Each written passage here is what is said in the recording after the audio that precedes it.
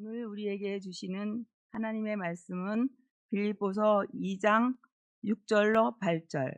그는 근본 하나님의 본체시나 하나님과 동등됨을 취할 것으로 여기지 아니하시고 오히려 자기를 비워 종의 형체를 가지사 사람들과 같이 되셨고 사람의 모양으로 나타나사 자기를 낮추시고 죽기까지 복종하셨으니 곧 십자가에 죽으심이라. 아멘. 신앙생활 하다 보면 우리가 여러 가지 좀 질문들이 생기죠. 몇 가지들 질문들이 주요 질문들이 있는데 오늘은 조금 이제 교리적인 이야기를 약간 꺼내보려고 합니다. 원래 이런 설교를 제가 거의 하지는 않아요. 왜냐하면 조금 더 본질적인 부분을 우리가 가져가고자 하는 그런 마음이 있다 보니까. 그런데 이제 교회 다니다 보면 이런 부분에 이제 부딪히기도 하고 또 마지막 때 하나님 분명히 말씀하십니다. 거짓 선지자들이 많이 일어날 거라고 이야기를 해요. 거짓 선지자란 말은 교회 밖에도 물론 있지만 교회 안에서 잘못된 사상들이 많이 일어날 거라는 이야기를 하시는 거예요. 그래서 마지막 때 여러분들 가짜를 구별해내는 방법은 가짜가 어떻고 가짜가 어떻고 가짜가 어떻고, 그런데 진짜를 모르면 안 되잖아요. 그래서 우리가 정말 성경이 말씀하시는 게 뭔가라는 부분에 있어서, 물론 이거는 오늘 다루고자 하는 것은 뭐 수십 수백 년간 여러 학자들에 의해서 여러 논란이 있던 부분들이기도 합니다. 그래서 제가 이 주어진 짧은 시간 동안 이거를 전체를 다 말씀드리기는 어렵고, 약간 개요적인 부분을 가지고 우리가 그럼 어떻게 접근을 해야 되는가를 오늘 우리가 정립해 나가는 자리가 되기를 원합니다. 여러분들 먼저 질문을 드려보도록 할게요. 예수 그리스도는 누구십니까? 예, 예. 맞습니다. 여러분들의 질문과 여러분들의 답이 맞아요. 그러면 내가 지금 누구를 믿고 있는가라는 질문을 이제 또 해봐야 되겠죠. 우리 그런 생각 안 해보셨습니까? 우리 예수님이 우리에게 말씀해 주셔서 예수님 이후로는 너희가 이전까지는 그렇게 하지 않았지만 이제는 내 이름으로 구하라 라고 하셔서, 그래서 이제 우리는 예수님 이름으로 기도합니다 라고 기도를 해요. 그렇죠. 예, 한 번도 의심해 본 적이 없죠. 그럼 이 기도는 예수님에게 갈까요? 하나님에게 갈까요? 예, 패를 나누면 좀 나눌 수 있을 것 같아요. 예, 예, 예, 예, 하나님 막 이러신 분들도 있는 것 같고. 맞아요. 우리가 누구에게 하는가, 이제 이런 부분들도 좀 의문이 생길 수도 있습니다. 오늘, 조금은 이게 정리가 되어가면 참 좋겠습니다.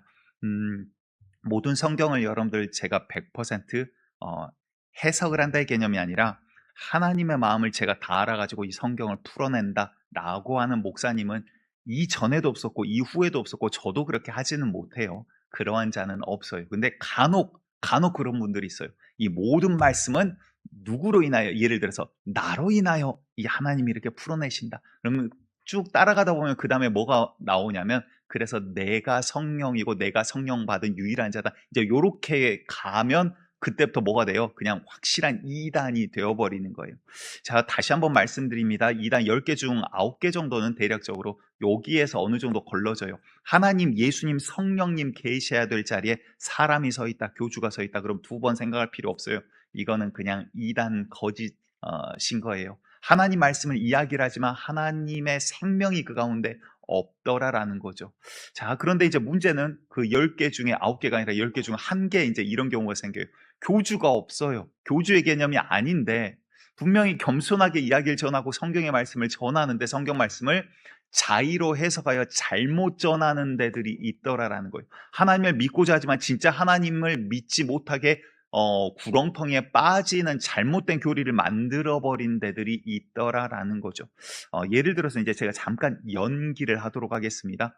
반응하고자 하신 분들 반응을 하셔도 돼요. 특별한 연기가 아니라 제가 이제 이야기를 할 거예요. 예를 들어서 여러분들 우리 잘 알고 있겠지만 하나님은 정말 사랑이십니다. 그렇죠. 죄 많은 우리를 불러서 주께서 주 예수 보혈의 그 십자가의 사건으로 우리 죄를 씻겨서 우리를 살리신 정말 놀라운 사랑의 하나님이세요.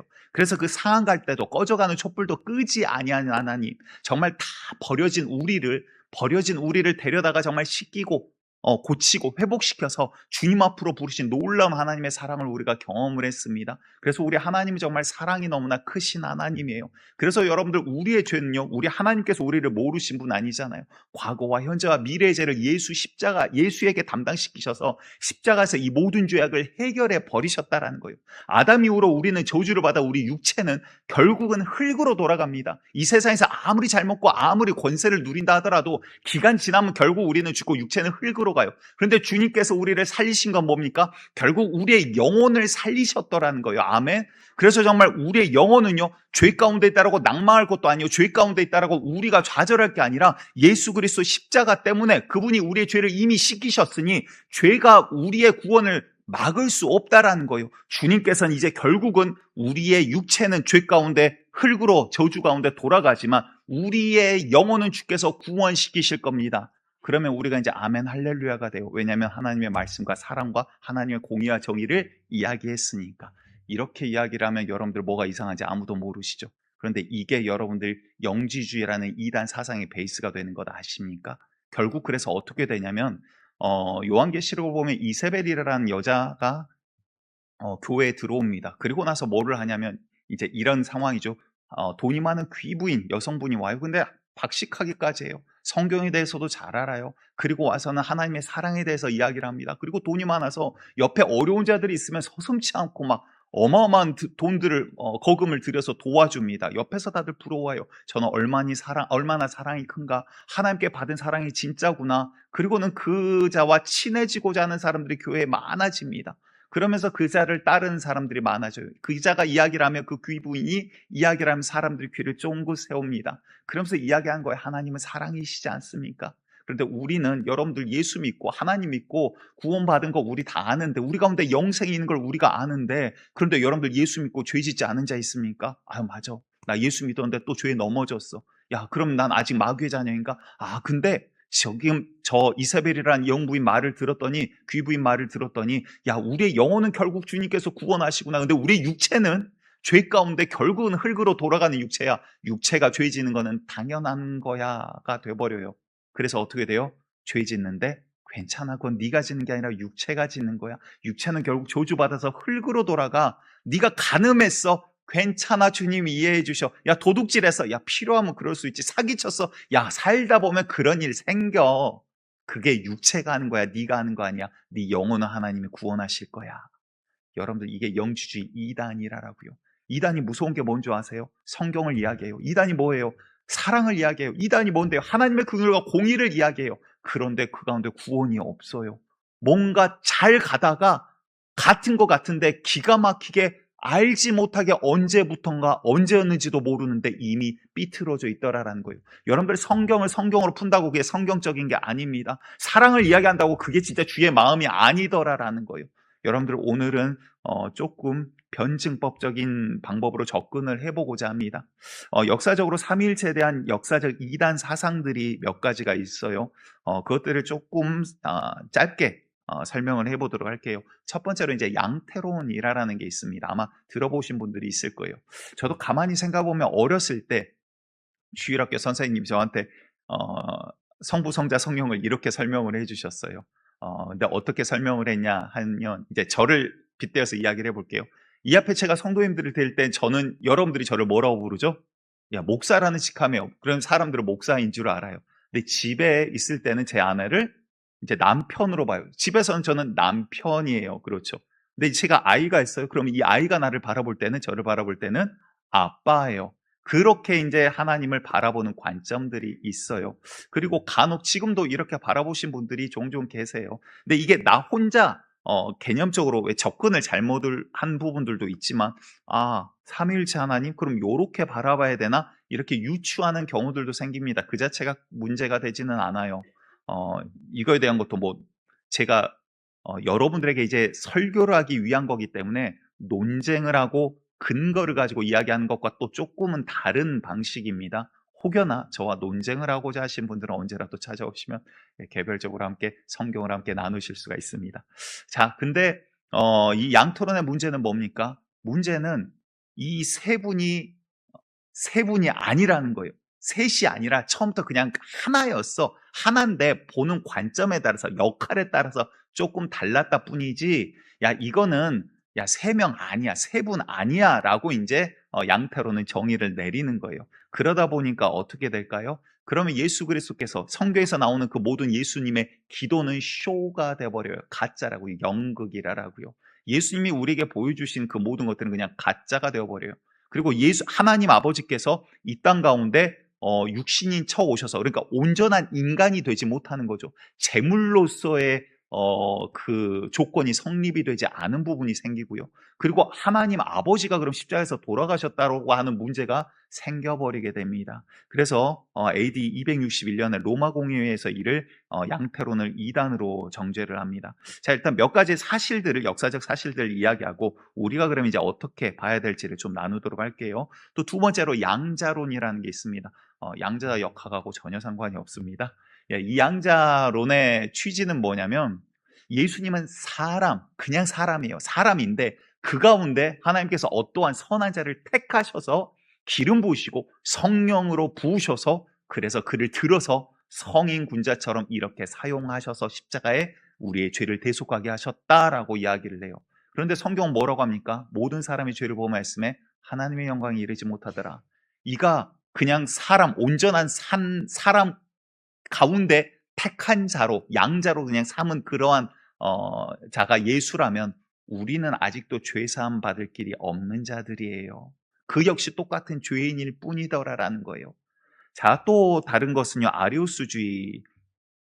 요즘 이제 그 JYP 그 최대 주주죠, 박진영 씨 때문에 아리우스주의가 요즘 잠깐 또 인터넷에 왔다 갔다 합니다. 근데 박진영 씨가 이야기하는 것과 아리우스주의는 또 달라요. 다른데 요거는 또 뭐 나중에 개인적으로 기회가 되면 궁금한 거 있으면 물어보시면 제가 설명을 드리도록 하겠습니다. 자, 아리우스주의는 또 뭐냐면, 사람은 아니에요.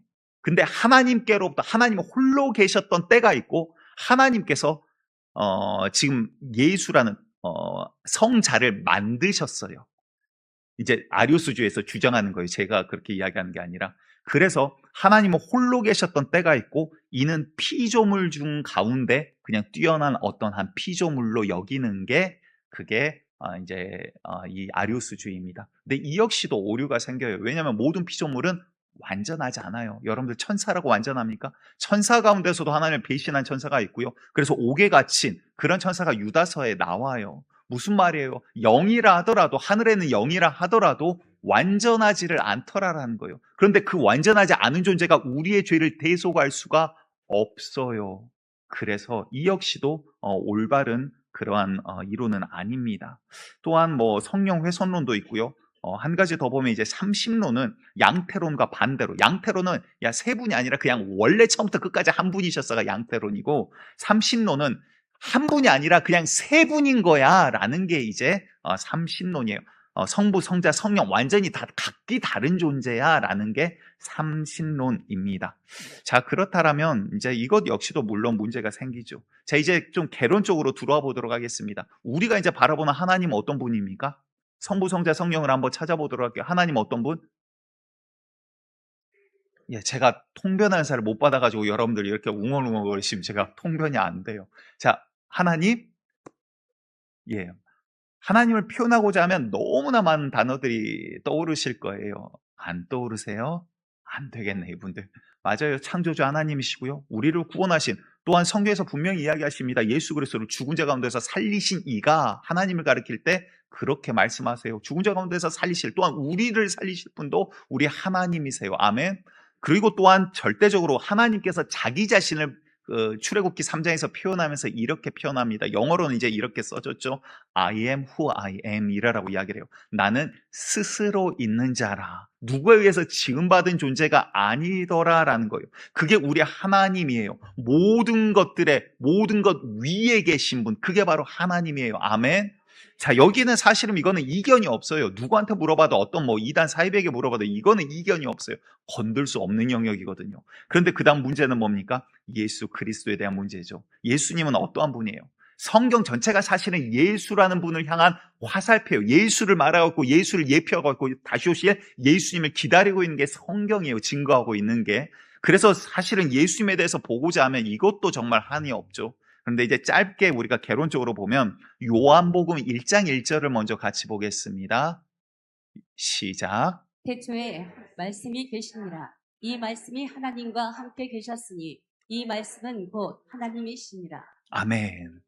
여러분들 하나님과 함께 말씀이 있었는데 이 말씀은 곧 하나님이래요. 구별하고 있지 않아요. 근데 이 말씀이 육신이 입고 오신 분이 누구다? 예수님이다라는 이야기가 이제 그 다음에 쭉 와요. 그분이 빛인데 빛이 비치되 어둠이 알지 못하더라. 근데 그분이 이제 메시아 그리스도인데 그가 바로 우리 가운데 오신 예수 그리스도야라는 이야기를 하고 있습니다. 그런데 여러분들 재미있는 것은요. 여기 말씀 다시 한번 띄워주시면 처음 시작할 때 태초에 말씀이 계시니라라고 이야기를 해요. 여러분들 우리의 인지 능력을 테스트해 보도록 할까요? 태초가 뭡니까? 예? 처음. 예. 그 처음이 뭐예요? 예, 아무것도 있기 전, 그렇죠. 태초, 아무것도, 이제 뭔가 만들어지기 시작한 그 때를 지금 가리키는 거예요. 근데 이 태초라는 게 여러분들 우리의 지각 능력, 우리는 시간이라는 피조 세계에 갇혀 있잖아요. 그 제약 가운데 있다고요. 그런데 이 태초라는 뭔가 지어지기 시작한 그 태초보다 그 전에 우리의 개념으로 10,000년이 있었을지 10만 년이 있었을지 우리가 알 수 있어요. 사실 태초라는 개념은 우리의 인지 능력으로 정의를 못해요. 그래서 이 정의를 못하는 처음 시작된 부분을 향해서 이거를 우리가 태초라고 하자라는 게 태초라는 단어예요. 무슨 말입니까? 우리 인지 능력으로 사실은 생각보다 정의할 수 있고 바라볼 수 있는 게 제한됐다는 말씀을 드리고자 하는 거예요. 또 요한복음 8장 58절 같이 보도록 할게요.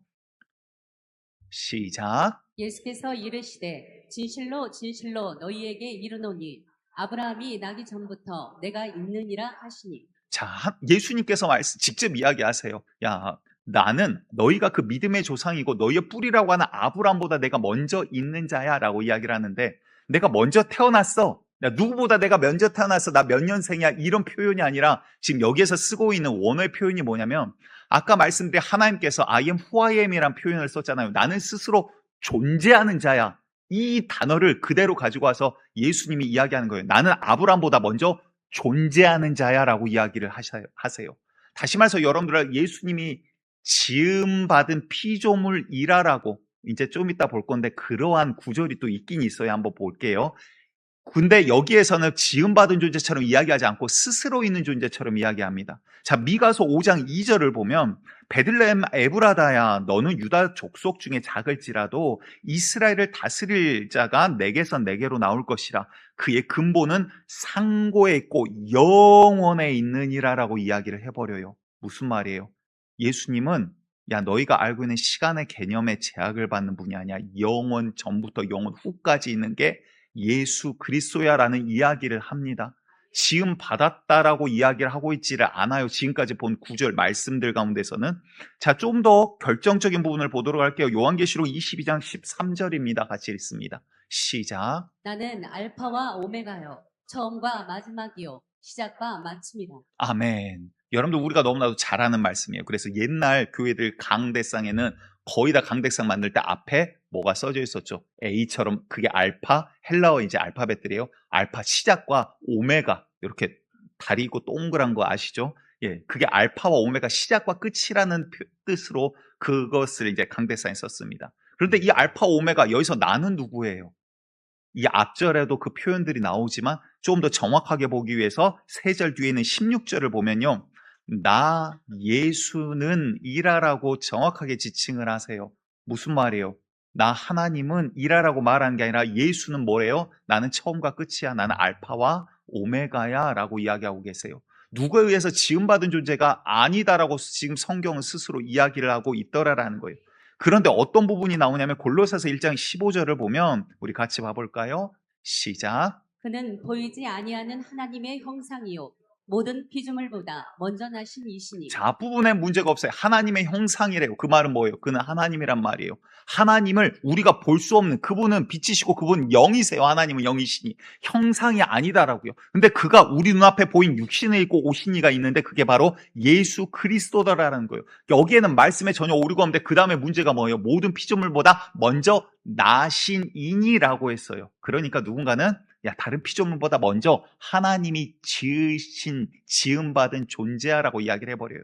아니요, 여기에서 말의 구조와 의도는 또한 전후의 문맥을 봤을 때 주님께서 말씀하시고자 하는 뜻은요, 여기에서는 그는 피조물이야라는 게 아니라 모든 피조물보다 우선되며 모든 피조물이 이로 말미암아 지음을 받았어라는 이야기를 하고자 하는 거예요.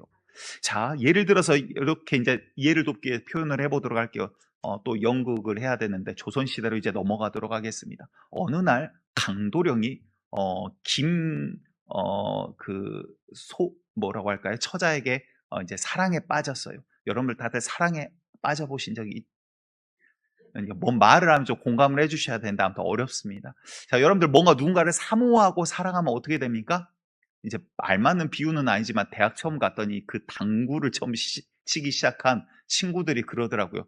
야, 전공 서적을 봐도 이게 당구 따위로 보이고 누워서 하늘을 봐도 천장이 당구 따위로 보이더래요. 야, 공이 이렇게 가서 여기서 맞아서 이렇게 돌면 야, 3 쿠션인데 이제 이게 막 보이더래요. 근데 여러분들 뭔가를 막 빠지고 묵상하고 사모하면 생각이 나요. 그렇죠. 사랑에 빠진 강도령이 어느 날 밤 하늘을 보면서 밤에 이제 이야기를 합니다. 저 둥근 달을 보니 그대 얼굴이 떠오르요. 그 둥근 달 속에 그대의 미소가 어젯밤 나에게 방긋 웃어주었어. 막 시를 적어가지고 남자 이러면서 이제 이렇게 뭐 하녀들에게 이렇게 편지 보내고 이제 소꿉장난 놀이 하는 거죠. 그런데 여러분들 이제 문제는 이 편지를 받은 여성의 문제예요. 여성은 이걸 봤는데 문자 그대로 해석을 하기 시작해요. 뭐? 나 어제 분명히 집에서 조용히 잤는데 내 얼굴이 달에 떠 있었다고? 그러면 나는 내가 의식하지 못하는 사이에 밤에 나는 달에 갔다가 온 건가? 이렇게 생각을 하면 여러분들 빨리 그 여성을 떠나셔야 돼요.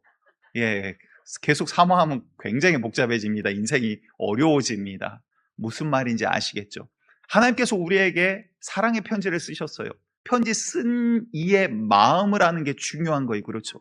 그러기 위해서 우리가 때로는 시대를 공부하기도 하고 이 문자의 의미를 단어를 뜯어보기도 합니다. 그런데 반대로 말하는 의도는 그 단어가 아니었는데 저 달에 비친 그대의 얼굴을 바라보니 내 마음이 어제 심쿵했소 라고 했더니 달하고 얼굴, 그러면 달 속에 얼굴이 있다는 뜻이구나 라고 해석을 해버리면 어떻게 돼요?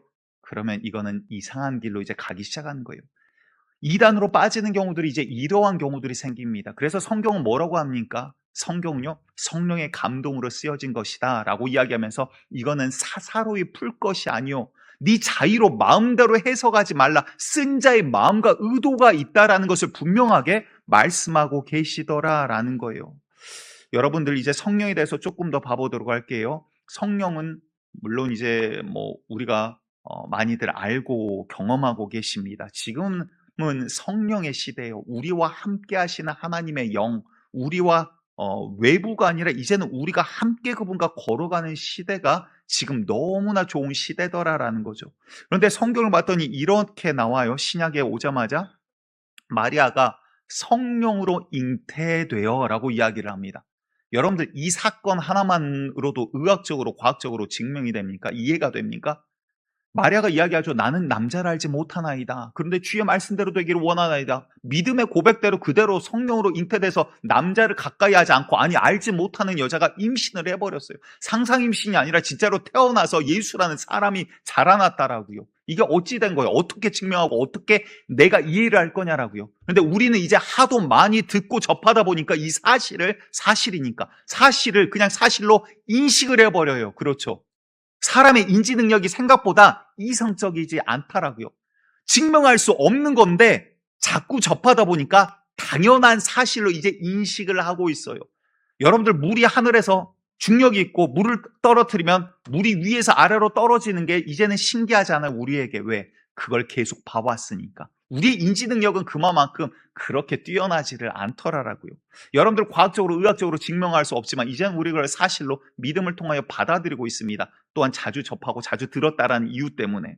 자, 그 말은 뭐예요? 성령은요, 우리 가운데 지금 역사하고 계시고 우리가 말하지 않고 사실은 성령은 뭐야? 라고 정의를 못하더라도 성령이 어떠한 분이고 우리 삶 가운데 어떻게 역사하신지 경험하신 분들은 아세요. 경험을 못하신 분들은 교회 오래 다녔는데도 모르세요. 그래서 성령의 역사를 인식하지 않거나 부인하는 자들도 교회 안에서 종종 발견은 됩니다. 그걸 뭐 정의하고자 하는 것은 아니에요. 근데 성령은 어떠한 분이십니까? 요한복음을 봤더니 진리의 성령이라고 이야기하세요. 그분은 진리의 영이고 그분이 오시면 우리를 진리 가운데로 인도하신대요. 우리를 하나님의 이 생명의 길로 인도하시는 분이 성령이시더라라고 이야기를 해요. 또 고린도전서를 봤더니 하나님의 성령은 이것으로 우리에게 나타내셨으니라고 이야기를 해요. 우리가 하나님의 말씀, 예수님의 말씀을 과거 2000년 전에 예수님의 그 사건들을 우리가 접하는데 그게 믿어지게 되고 이게 정말 초유의 의심도 없이 그 사실들을 경험해 나가게 하시는 이가 우리 성령님이시더라라는 거예요. 에베소서에서는요, 지혜와 계시의 영을 너희에게 주사 하나님을 알게 하시고, 하나님을 이제 알아가게 하시고 깨달아지게 하고 주님을 믿게 하는, 또 우리의 마음에 영혼의 눈을 여신 이도 누구시다? 성령님이시다. 오늘날 우리 가운데 역사하시는 이는 하나님의 영, 성령이 우리 가운데 오셔서 지금 그렇게 역사하고 우리가 경험하고 있지 아니하냐. 이거를 성경에서는요, 신약에는 너무나 당연하게 이야기를 합니다. 그래서 오히려 예수님을 증거하면서 예수를 통해서 성령을 이야기한 게 아니라 너희가 경험한 성령 분명히 있지 않냐. 근데 그 성령도 예수를 증거하는 이시라 이야기를 하고 있어요. 왜? 그들이 성령은 부인할 수 없거든요. 그들이 오히려 그들의 삶은 세상 가운데서 하나님 없이 살다가 성령으로 인하여 그의 놀라움들을 경험하면서 자기가 자기 자신이 바뀜을 통하여 증거를 말할 수밖에 없게 되었거든요. 여러분들 우리 교회도 얼마나 놀라운 일들이 많이 있습니까? 제가 모르는 줄 아실 수도 있지만 또 술을 이렇게 간간히 즐겨 드셨던 분이 이제는 완전히 끊으시고 하나님의 성경 말씀을 그 시간에 보기 위해서 정말 새벽부터, 과장이 아니라 진짜로 이런 일들도 있고요. 여러분들 하나님의 놀라운 성령의 역사 가운데 병 고침의 역사는 물론이요, 더러운 귀신이 쫓겨나가면 물론이요, 사람이 바뀌고 그 속사람이 바뀌며 그 가운데 물론 유혹과 사건들이 일어나긴 하지만 하나님의 터치하심을 자기 자신이 변함을 통하여 경험해 나간 분들이 한둘이냐라고요. 너무나도 많지 않습니까? 성령을 부인할 수가 없는 역사들이 우리 가운데 현실에서 일어나고 있더라라는 거예요. 그래서 성령은 어떤 분이라라고 물론 성경에서도 이야기는 하지만, 그런데 그 말씀을 내가 가지고 이 말씀을 내가 체험해가면서 성령을 우리가 더욱더 확실하게 알아가게 되더라라는 것이죠. 자, 시편 119편에서는 내 눈을 열어 주의 율법 말씀에서 놀라운 것들을 보게 하소서.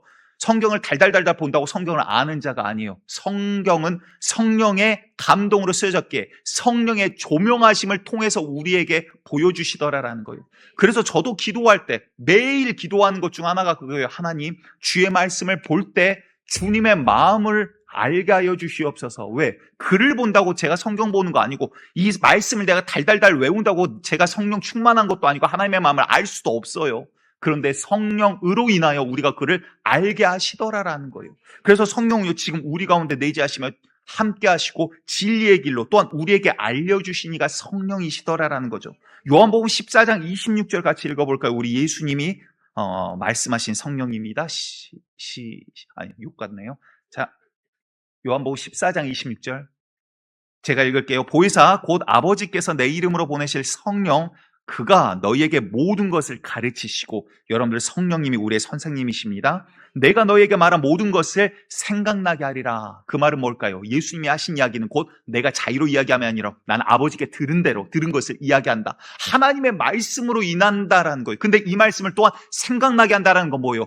예수님이 하나님으로부터 온 자가 하는 이야기가 100% 진실이요 사실이요 하나님이신 것을 증거하고 증명하는 게 누구라? 성령이라라고 성경은 이야기하고 있다라는 거예요. 그래서 성령께서도요, 예수님을 증거하시는 거예요. 믿어지게 하는 은혜를 주시는 거예요. 그래서 야, 은사는 여러 가지나 성령은 한 분이시지 않냐? 그 성령이 주시는 은사가 지식과 지혜도 있지만 믿음의 은사도 있더라 이 말이에요. 믿어지게 하고 놀라운 능력을 행하기도 하고 귀신을 쫓아내기도 하며 병든 자를 고치기도 하고 예언과 방언과 통변과 이런 것들 모두 다 은사들이 이렇게 많은데 그것을 하신 이는 누구냐? 성령 한 분이시다. 그분은 곧 너희 가운데 교회를 세우고 덕을 세우시며 예수를 증거하여 너희로 하여금 하나님께로 갈 수 있도록 진리의 길로 인도하시니 악한 마귀의 덫에 넘어지지 않게 하시니 그가 바로 성령이시라 성경은 말씀하고 있더라라는 거예요. 아멘. 자, 그런데 아까 제가 너무 여러분들 호되게 속였나요? 이제 아멘이 잘 안 나오네.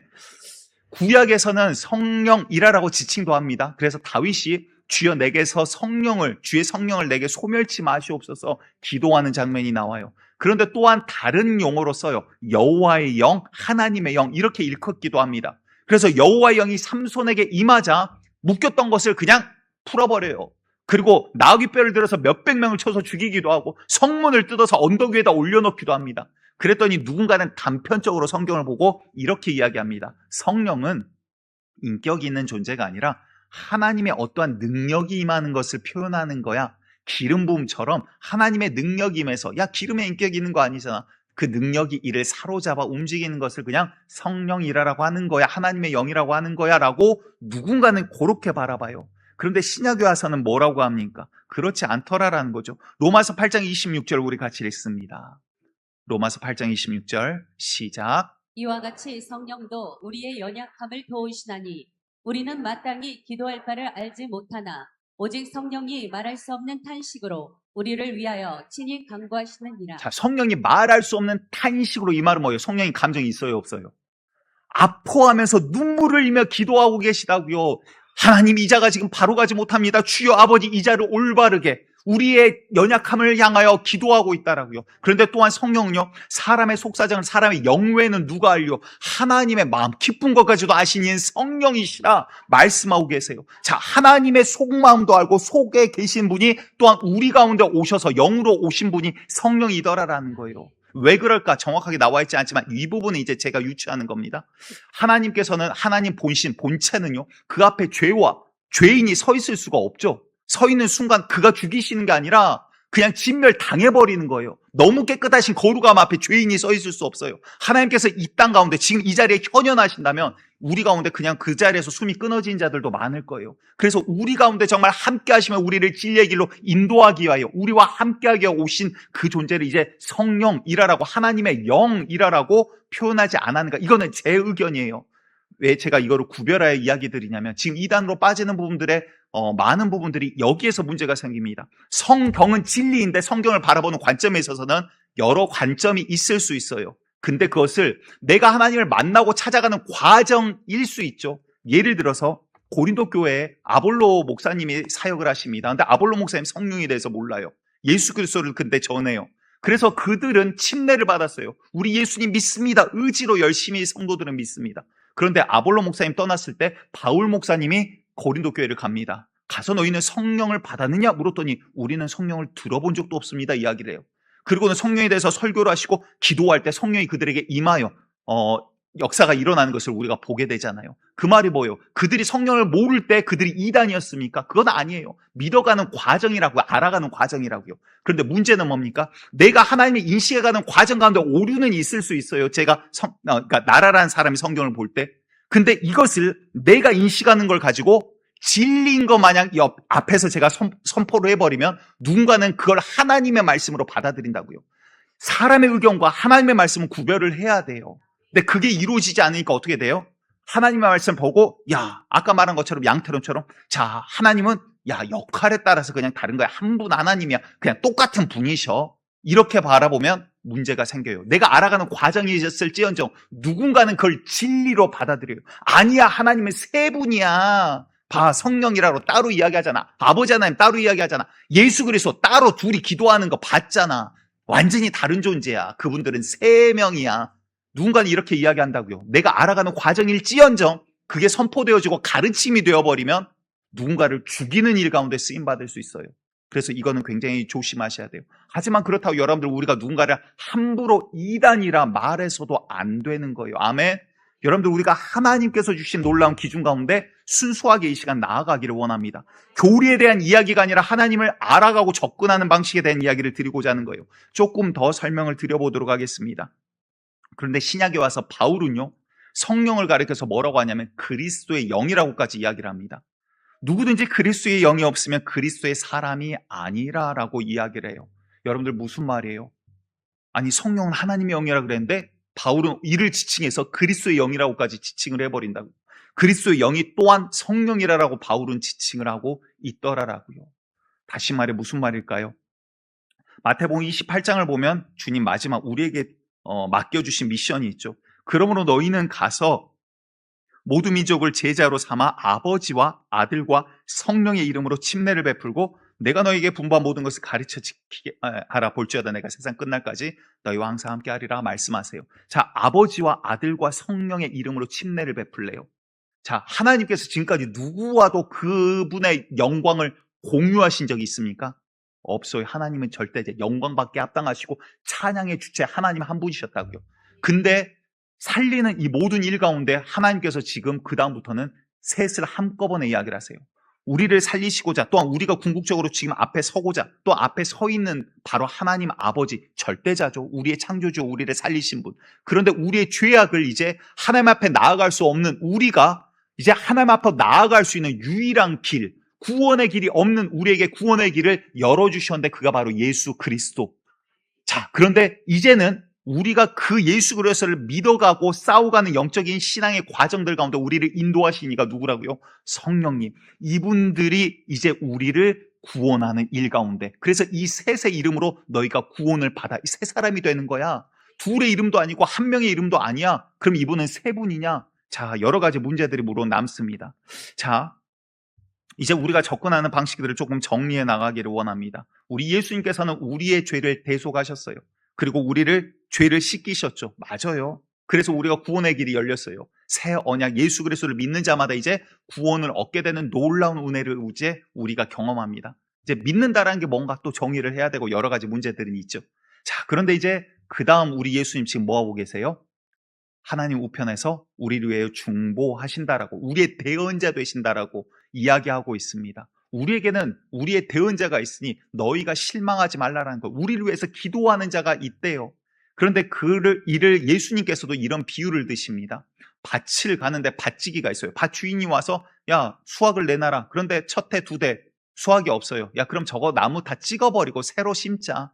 그런데 주인은 갈아버리고 싶었는데 밭지기가 뭐라 그래요? 농부가 한 해만 내게 될 시간을 주시옵소서. 내가 거름 주고 잘 가꾸어서 열매 맺겠나이다. 그래서 우리가 살아있대요. 아니었으면 우리 다 쓸어버렸을 거래요. 물론 하나님의 놀라우심을 뜻하기 위해 그럽니다. 이 마음이 다른 거 아니에요. 하나님의 사랑을 뜻하는 말씀들도 너무나도 많죠. 어떠한 한 가지를 비유하기 위한 거니까 오해는 하지 마시기 바랍니다. 자, 중요한 건 무엇입니까? 그렇다면 우리 주님께서는 우리를 살리고 역할 끝났으니 소멸되어 버리는 양태론과 같은 주님이 아니에요. 지금도 분명히 살아계시고 하나님 우편에 계시다고요. 그런데 주님, 예수님 또한 뭐라고 하십니까? 내가 너희를 고와 같이 버려두지 아니하리라. 내가 속히 오리라. 이 세대가 지나기 전에 오히려 올 거야 라고 이야기를 했는데 벌써 수천 년 지나버렸어요. 주님 오시지 않는 게 아니라 세대를 어떻게 보냐, 그 관점은 있을 수도 있지만 이제는 오히려 바울은요, 우리 가운데 오신 성령을 그리스도의 영이라고 지칭을 하고 주님께서 말씀하셨던 내가 성령으로 인쳤다 라고 이야기하신 것처럼 그리스도의 영이 없으면 너희는 그리스도의 사람, 구원받은 자가 아니야 라고까지 이야기를 하시더라라는 거예요. 여러분들, 이게 무슨 말일까요? 물론 이분들은 다른 인격을 가지고 있는 모습들이 보입니다. 예수님께서 하나님 앞에 기도해요. 주여, 나의 아버지 어찌하여 나를 버리셨나이까? 고통 가운데 기도하는 모습이 나와요. 주여, 아버지, 할 수 있거든 이 잔을 내게서 옮기시옵소서. 그러나 나의 원대로 마셨고 아버지의 뜻대로 하시옵소서. 주님 앞에 눈물로 피로 기도하는 모습들이 나온다라고요.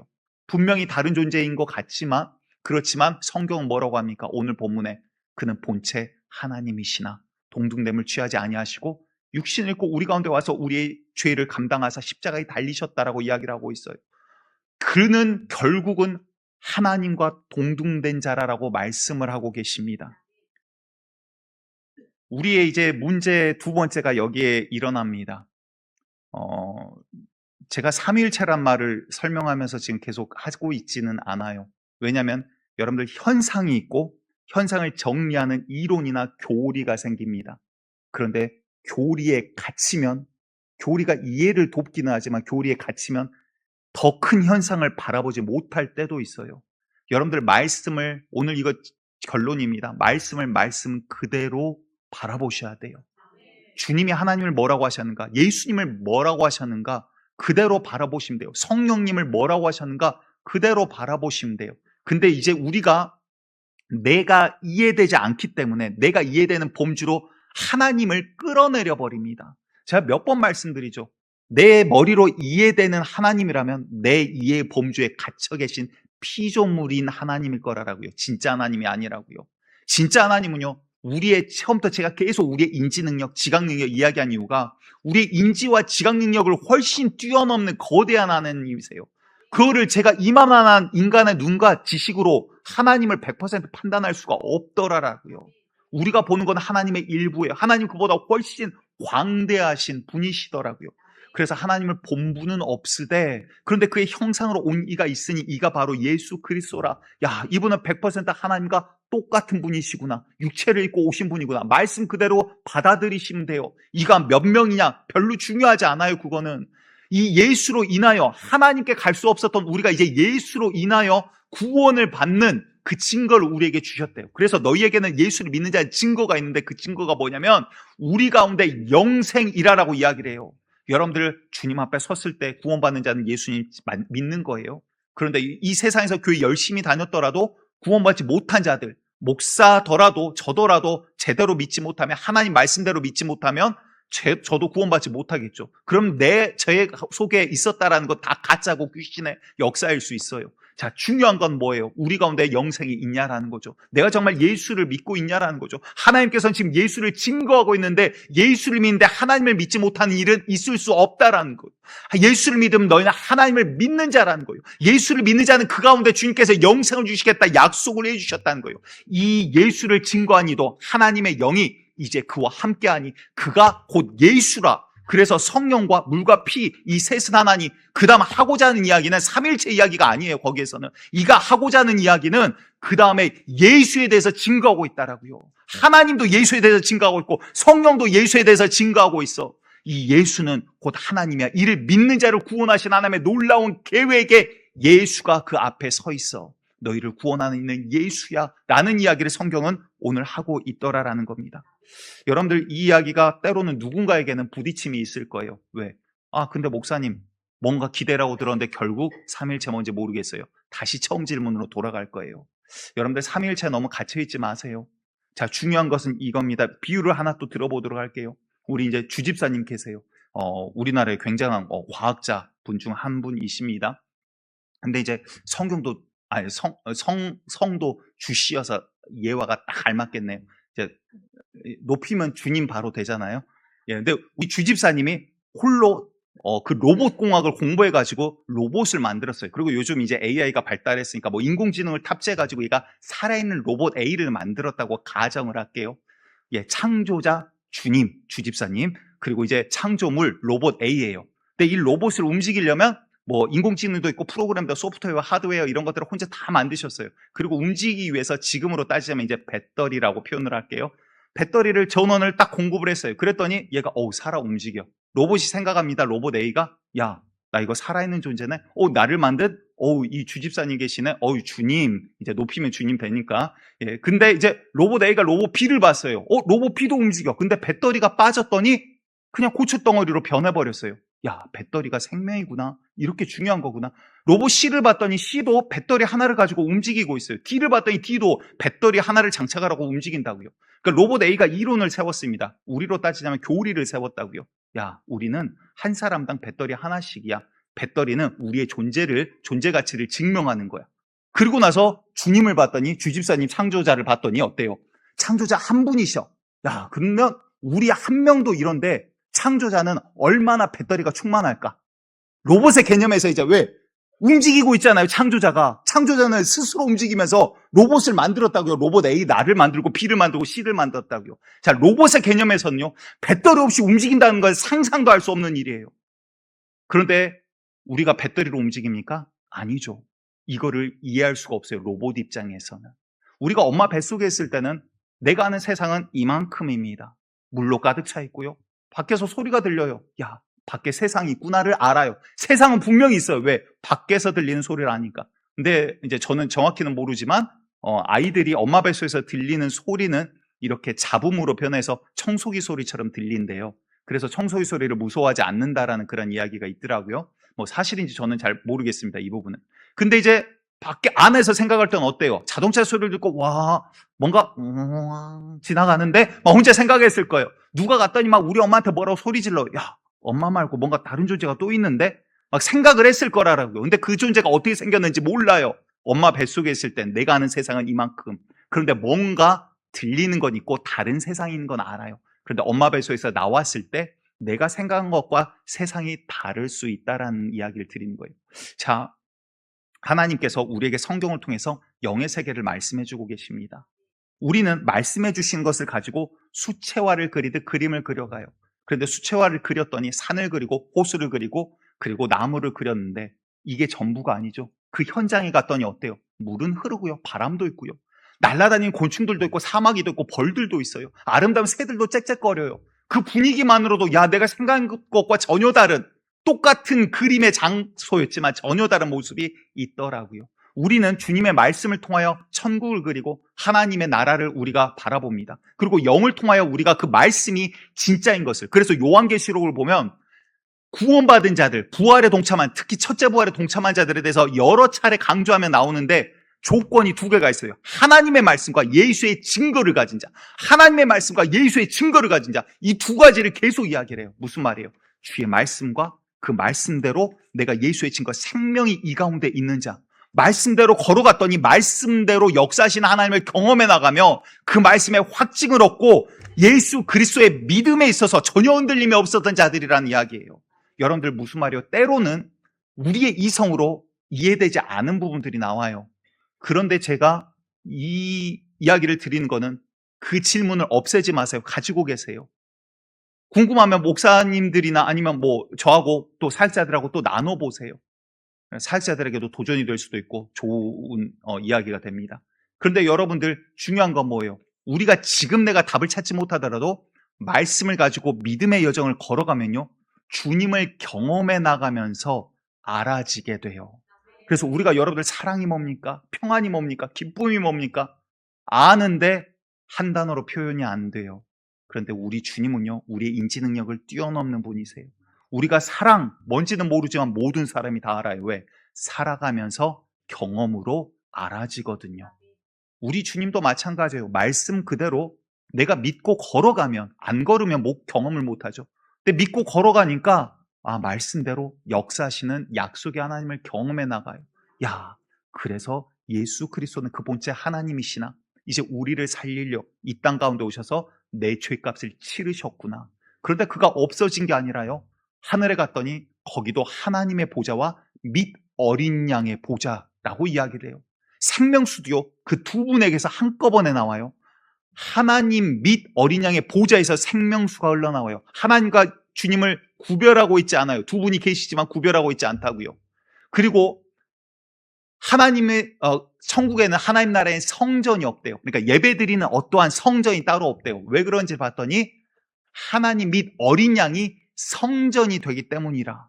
자, 이 분을 두 분으로 나눠버리면 어떤 일이 생깁니까? 자, 지분 문제가 생기죠. 70%는 하나님, 30%는 예수님. 그게 아니더라고요. 두 분을 언급하고 있지만 두 분은 동일한 위치에 지금 함께 계시는 거예요. 우리가 하나님이라고 부르는 것은 이분 전체를 말하는 겁니다. 그래서 지금은 우리가 본체 하나님 앞에 설 수 없는 죄인의 모습이나 이제는 예수 그리스도라는 죄 없는 완전하신 요 문장 기억하셔야 돼요. 예수님은요, 완전한 인간인과 동시에 완전한 하나님이십니다. 여기에 문제가 생기면 이거는 이제 이단으로 빠지게 되는 거예요. 그러기에 그 예수를 믿는 자는 이분은 조금도 틀림이 없기 때문에 이 예수를 믿고 따라간 자는 반드시 하나님 앞에 서게 된다라는 게 약속의 말씀이에요. 여러분들 조금은 답답하신 부분들도 없지 않아 있으실 수도 있어요. 그런데 이제 그 질문 가지고 또 함께 저와 고민해가고 부딪혀가고, 또한 그런데 이 믿음의 여정을 걸어가다 보면 주님을 경험해 나감으로 믿음의 증거들을 확신할 수 있게 될 것이다라는 거예요. 오늘 우리가 다른 때와는 조금 다른 주제로 접근을 했습니다. 그러나 이 문제는 여러분들 이제 앞으로 마지막 때 분명히 가지고 가셔야 돼요. 말씀을 말씀 그대로 내가 받아들이는 게 우리에게 중요하더라라는, 문자 그대로 이야기 드리는 게 아니라 말씀하신 분의 마음 그대로. 문제는 셋이냐 하나냐 둘이냐, 주님께서 그거에 개의치 않고 계세요. 우리에게 하신 말씀은 이제 내가 너희에게 보낸 생명의 길이 있고 이제 너희를 그 가운데로 인도하시는 성령의 역사 가운데 너희가 있느냐라는 질문이에요. 질문지 자체가 다르다고요. 우리의 생명의 문제를 다른 것에 뺏겨서 분쟁함으로 없애버리지 마시고 주님께서 주시는 생명의 이 길로 걸어가는 우리 노원교회 되시기를 간절히 축복드리겠습니다.